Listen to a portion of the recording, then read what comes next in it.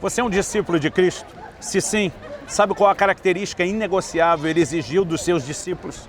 Pois é a respeito disso que queremos conversar.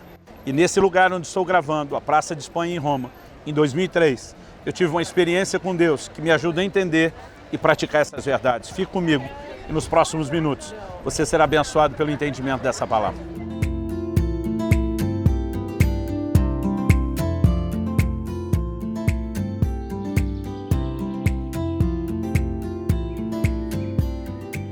No Evangelho de Marcos, no capítulo 8, nos versículos 34 e 35, nós lemos: Então, convocando a multidão e juntamente os seus discípulos, disse-lhes: Se alguém quer vir após mim, a si mesmo se negue, tome a sua cruz e siga-me. Quem quiser, pois, salvar a sua vida, perdê-la. E quem perder a vida por causa de mim e do Evangelho, salvá-la. Aqui o Senhor Jesus apresenta uma característica inegociável, uma exigência e não uma opção, de que quem quer ser o discípulo seu tem que tomar a sua cruz. E nós precisamos entender o significado da palavra tomar a cruz, porque ao longo do tempo as pessoas se referem à cruz como se fosse mera e simplesmente um problema. As pessoas falam de uma dificuldade: essa é minha cruz. Já vi gente brincando, até mesmo falando de pessoas próximas da família, apresentando, dizendo: essa é minha cruz. A cruz nunca foi um problema e meramente uma dificuldade. A linguagem usada por Jesus numa época em que o Império Romano dominava o mundo, e eram eles quem praticavam esse tipo de execução, a morte por crucificação. O hábito é que o condenado à morte tinha que, durante o trajeto para o lugar da sua crucificação, carregar a sua própria cruz. Quando a pessoa saía carregando a sua cruz para o lugar de execução, era uma espécie de confissão, de admissão pública de que ela era alguém sentenciada à morte. Quando Jesus fala sobre tomar a cruz, ele está falando de um instrumento de execução. Seria semelhante a hoje, em alguns estados, por exemplo, dos Estados Unidos da América, alguém dizer, tome a sua cadeira elétrica e siga-me, tome a sua injeção letal e siga-me. Era disso que Jesus estava falando. Porém, o ato de carregar a cruz significava essa admissão. Jesus está dizendo: se você quer ser meu discípulo, você precisa conhecer para si e para os outros, que você tem que morrer para si mesmo. Nesse texto que lemos de Marcos, Jesus fala sobre a si mesmo se negar. Negar a si mesmo, negar a sua própria vida, significa deixar de viver para si, significa morrer para si mesmo. E essa é uma característica de quem quer ser discípulo. Ele tem que aceitar que, de fato, essa morte para si mesmo é uma condição e não uma opção estabelecida pelo Senhor Jesus. Em outras palavras, Jesus não está admitindo a possibilidade de um discípulo que não tome a cruz. Muitas vezes nós pensamos que tomar a cruz é algo de uma pessoa que a gente possa classificar como bem crente, como se os demais cristãos talvez pudessem ter um formato de cristianismo inferior, mais relaxado. Na verdade, quando olhamos para aquilo que a palavra de Deus declara, para aquilo que a palavra de Deus nos ensina, não há dois tipos de discípulo: o que toma e o que não toma a sua cruz. O que toma a cruz é discípulo, e o que não quer tomá-la não será reconhecido como discípulo. Isso é um fato e um fundamento bíblico. Embora tomar a cruz não seja necessariamente uma afirmação de morte literal, é lógico que o assunto da conversa de Jesus também não excluía a possibilidade de que alguém viesse a morrer de forma literal. Em Marcos, no capítulo 9, no versículo 1, que é a continuação desse assunto, nós vemos Jesus dizendo: alguns há entre vocês que de modo nenhum provarão a morte, sem que vejam ter chegado com poder o reino de Deus. Ali ele não estava falando de morrer para si mesmo, mas de morte literal. Portanto, precisamos reconhecer que, embora ela não seja excluída, ela não é necessariamente uma condição no cumprimento do que é tomar a cruz. Dito isso, queremos estabelecer aqui um segundo fundamento. O primeiro é de que quem quer ser discípulo de Jesus tem que aceitar esse morrer para si mesmo. Mas o segundo é que morrer é uma questão de tempo. Alguns, na verdade, tentam evitar aquilo que Jesus está propondo, tentam fugir disso. E o segundo versículo que nós temos no Evangelho de Marcos, no capítulo 8, fala exatamente sobre isso. Quem quiser, pois, salvar a sua vida, perdê-la. E quem perder a vida, por causa de mim e do Evangelho, salvá-la. Muitas vezes olhamos para isso como se o assunto tratasse meramente de salvação ou perdição numa perspectiva espiritual. Não é disso que Jesus está falando. Até porque seria uma contradição. Quem quer salvar a vida vai acabar se perdendo no inferno. mas quem quer perder a vida e ir para o inferno vai salvar e ir para o céu. É quase como se Jesus estivesse dizendo, eu vou fazer o contrário do que vocês querem. Quem quiser salvação se perde, quem quiser perdição se salva. Não é disso que ele está falando. Jesus fala sobre tomar a cruz, morrer para si mesmo. Então depois ele diz, quem quiser salvar sua vida, o que é salvar? Fugir da morte, evitar essa morte necessária proposta a todo discípulo. Quem tentar salvar, vai perder. Mas ele diz, quem perder, então ele está falando agora de aceitar o que ele está propondo, vai salvar. Na verdade, Jesus não está meramente falando que alguns discípulos podem morrer para si mesmo e outros não. Ele está falando que aqueles que aceitam a morte para si vão salvar, vão evitar, na verdade, uma dor de um processo maior. Mas ele diz, aqueles que tentam salvar-se, de negar-se a si mesmo e dessa morte para si, vão perder, vão ter prejuízo com isso. Certa ocasião, vi um pregador norte-americano chamado Jack Chisler, que falava com muita propriedade a respeito do assunto de quebrantamento.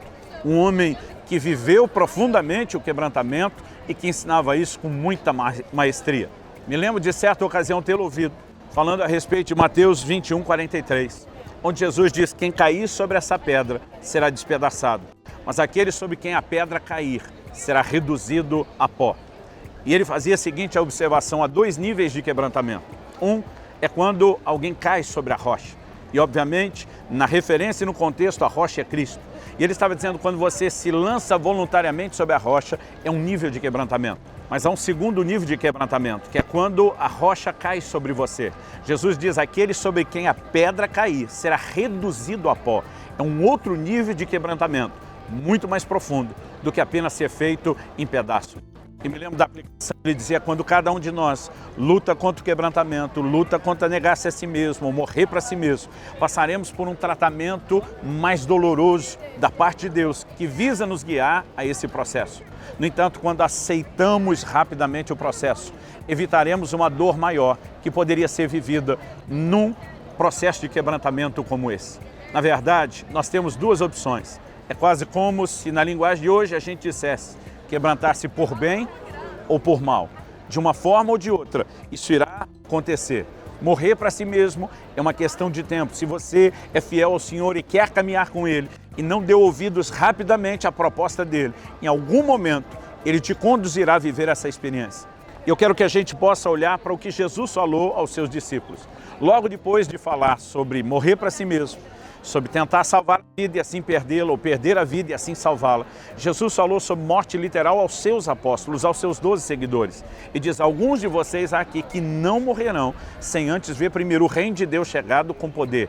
Ele estava dizendo, alguns não vão experimentar isso, sem que primeiro tenham uma certa experiência. E aqui nós precisamos levar em conta algumas coisas. Dos 12 apóstolos do Senhor Jesus, incluindo Matias, o substituto de Judas, somente João não foi martirizado, todos os demais morreram.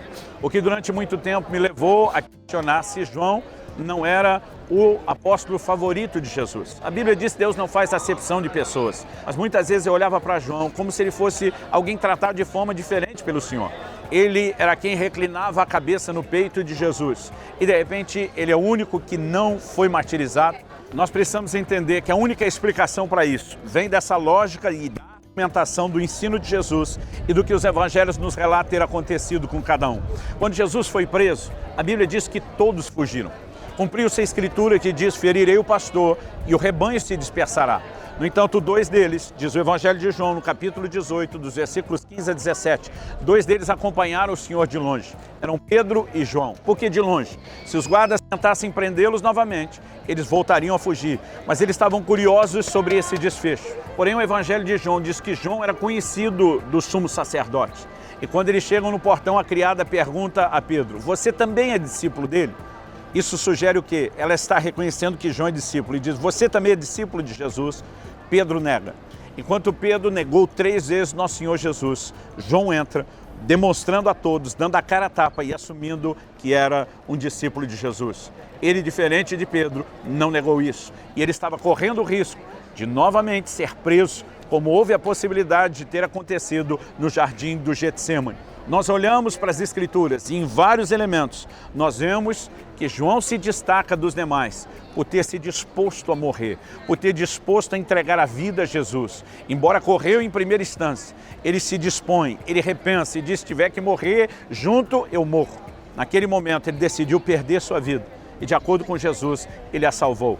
Quando todos os outros foram martirizados, ele escapou disso.